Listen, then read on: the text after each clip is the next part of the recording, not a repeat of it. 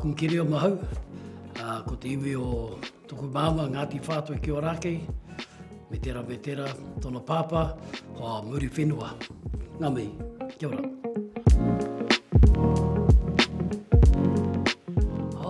I can kick it off. I'm a late comer into the haka world, really.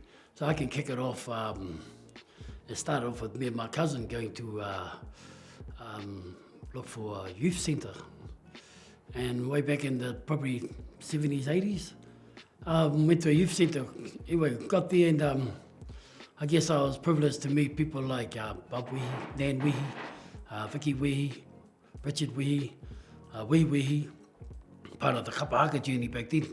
So that's where it kicked off for me, in that sense, on a bigger scale. But yeah, I can go that far back, and it was unreal, mean. My cousin, Whirimona Davis, and I, walking downtown, hearing all this bang, bang, bang, didn't know it was a poi till we walked inside. And that's where kapa haka got me. It really did.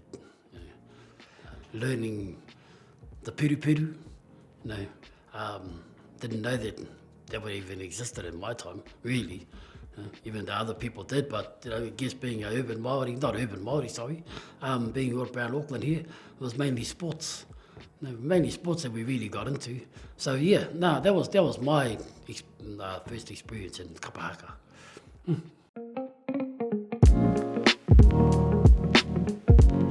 Esther Davis was my favourite one. She's the icon of Ngāti Whātua, especially Te Puru o Tāmaki. And there was others, but for us growing up, it was Auntie Esther and her family. My cousins, they were the younger ones. They were the ones that were sort of front and centre. And so, yeah, just watching them from the side. We were always staying from the side there watching them, but never really myself would participate in it. So, yeah. And he was one of the haka idols back then, my early ages. I can't say there was many, because I didn't follow kapa haka back then. Like I said, I was a late comer to it. So, yeah. Bob Weehy and then, they just unreal.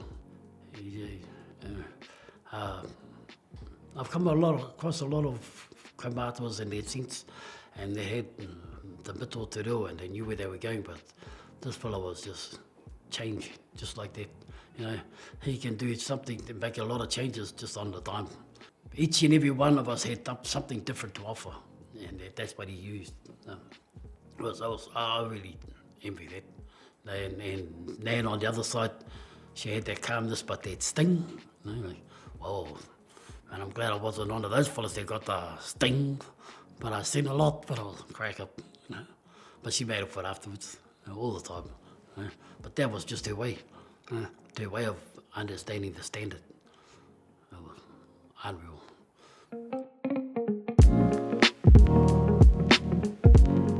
Probably our first performance with Te Wako here at the regionals.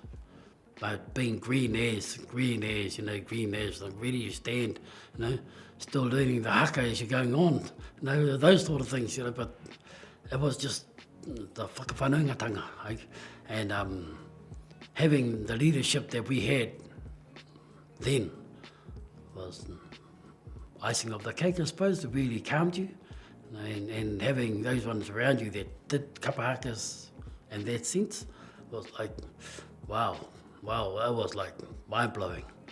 Just going to those practices, the nohos, the whakawhanaungatanga, all the funny sides and the good sides, the bad sides of it, but it is what it is in kapas. It's just like actually being a top quality sports team in that sense.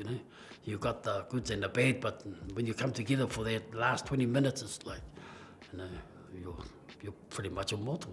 Going to Christchurch, 86, that was where you meet all the gurus of kapa haka. That's when I started really opening my eyes, looking at the gurus of kapa haka, One of our kaupapas was with Bob Weehy that we couldn't go and see the other teams, so we had to stay back. It was just it's like a mind game, You got to keep yourself settled in, because the focus was about what we were going to do, not about other teams. I guess what it did then, it set the standard for the kapa haka where was kapa haka going, and it just bang. You know? The climbing was like, from there on, it was just kept climb.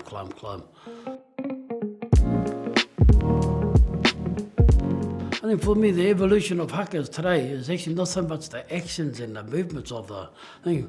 It's always been there. That was bound to happen. Everybody's going to start picking up something.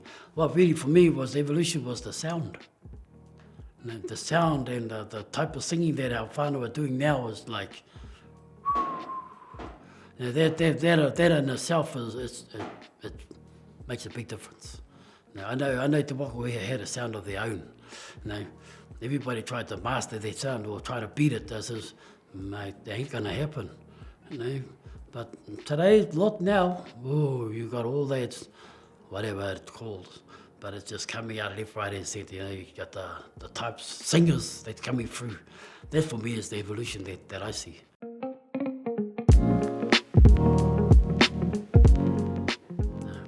Just come to help the whānau, you know, give back, give back what was always been saying. So that was mind-blowing. And today, you know, where we are now, well, you will see. I'm not going to let too much out, but I know there are going to be big things for Te Puru, especially for Te Puru o Tāmaki. You know. We've got a lot of rangatai out there now, just all jumped into different ropus.